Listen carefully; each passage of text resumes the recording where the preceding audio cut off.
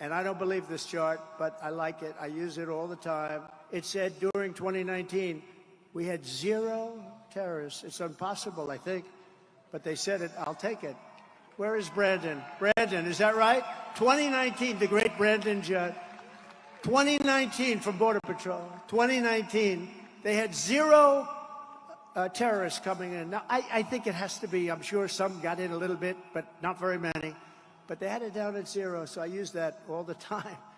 But now we have hundreds and hundreds and thousands of terrorists coming into our country, coming in from all over the world. Meanwhile, our crime rate is going up, despite the fact that they like to say it's not. Come on. Well, crime statistics all over the world are plunging. And you know why they're plunging? Because other countries are taking their criminal elements and they're bringing them into the United States of America, and they're dumping them in we're a dumping ground. We're a stupid country that's run by stupid people, and we're going to make this country so great again, but we have to fix it.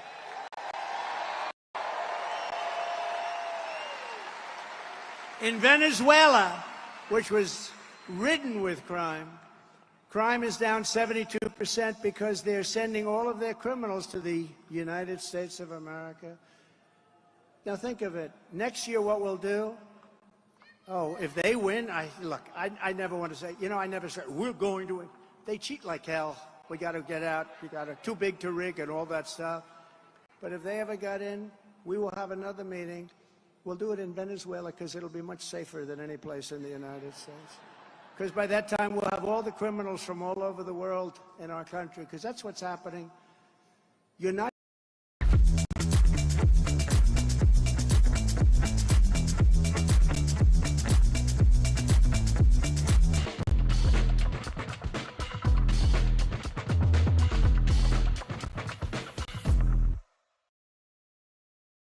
going to teach a criminal not to be a criminal. It's just not going to happen. Maybe a little bit, but you're not going to happen. One of the countries, the president of the country, I don't want to really mention the name, but he's a nice guy. I know every one of them. They're very smart people. They're very sharp. They're at the top of their game. Our guy was not at the top, and this one is just, she never could be.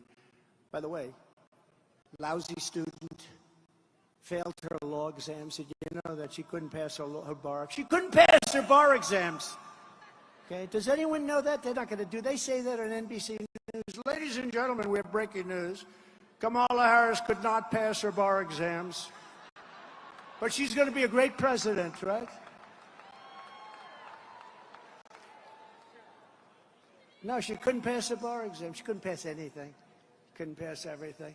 She couldn't pass anything. But just think of this, these countries, and if I were the head of one of the countries, I would be worse than any of them. I mean, some of them actually have half of their prison population still. I wouldn't have any. Richard wouldn't have any. You and I would, our country would be the safest country. Every criminal would be in the United States of America. I can tell Richard Childress. Every criminal would already be here. Every jail would be empty.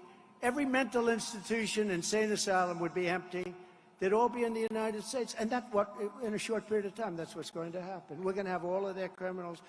The only thing good about them is they make our criminals look like very nice people by comparison. These are serious criminals. These are rough killers. But under Border Czar Harris, can you believe it? Our communities are being ravaged by migrant crime. I call it migrant crime. I used to call it Biden migrant crime, but now I'll probably change it to Harris or Kamala.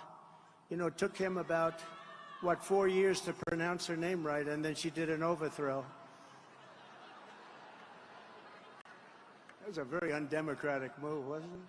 Earlier this year, a 15-year-old girl in Massachusetts was raped by a migrant who Biden and Harris flew into the United States against all orders. In upstate New York 2 months ago, another 15-year-old girl was attacked by an illegal alien that just walked into our country, assaulted with a metal pipe, abducted, driven to an isolated area, raped and killed. And in Texas last month, 12-year-old Jocelyn Nungari was tied up, sexually assaulted, and strangled to death by 2 illegal aliens who Biden and Harris released into the United States and refused to get them out? What kind of a vice president or what kind of a border czar allows these monsters to come into our country? And this